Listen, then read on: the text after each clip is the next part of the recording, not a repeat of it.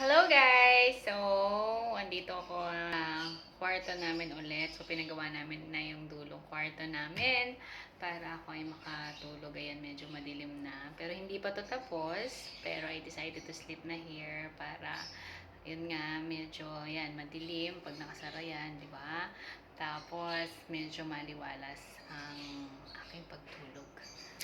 Para tumaas yung melatonin ko. Yan. Pero yun nga guys, so ang dami kong rapport, 'di ba? Pero meron lang akong gustong i-share sa inyo guys. Alam niyo yun guys kapag yung Holy Spirit na-activate sa puso niyo.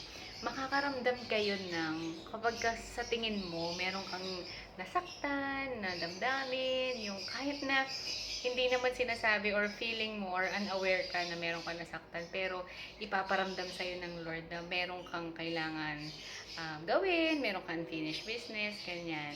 So, na-remind ako nung verse sa Ephesians 4 verses 31 to 32, no? Sabi dito, alisin mo ang galit, ang poot, huwag kang manlalait, huwag kang mambubulyaw, huwag kang mananakit ng damdamin. Sa halip, maging mabait ka, maging maunawain, at maging mapagpatawad, tulad ng pagpapatawad sa atin ng Panginoon. Grabe, no? So, alam niyo yun guys, kapag alam mo yun, na-activate yung Holy Spirit mo, minsan nararamdaman mo, kahit na nagjo-joke ka, or para sa'yo, wala naman yan, wala naman akong inaapakan tao, wala naman akong ganyan, di ba? Minsan may ganun tayo. Ayaw natin i-admit na may nasaktan tayo talagang damdamin.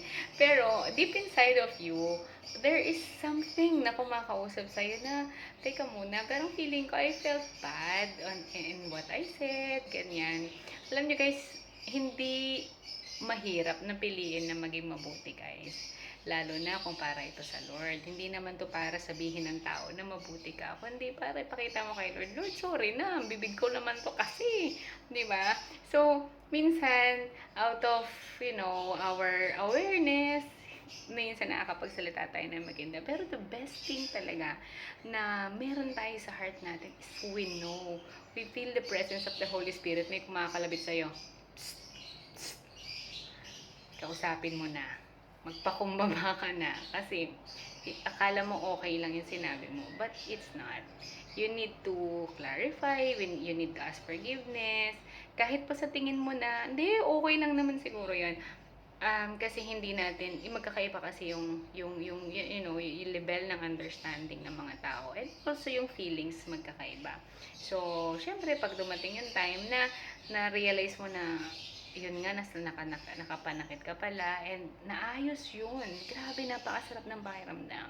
So, yun lang guys. I wanted to inspire everyone and encourage everyone na be careful sa mga nasasambit natin. Minsan kasi we don't know kung ano mga pinagdadaanan ng tao sa paligid natin.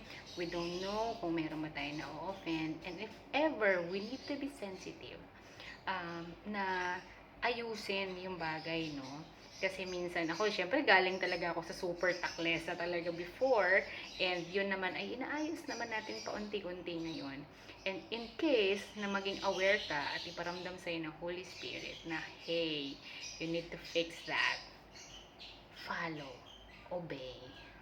Yun lang guys. Alam nyo, ang sarap magkaroon ng mundo na mapayapa at ng pusong mapayapa. So, I am praying that everyone will have peace that surpasses all understanding. Okay, so don't forget to read your Bible to know more about our God, to know more about Jesus.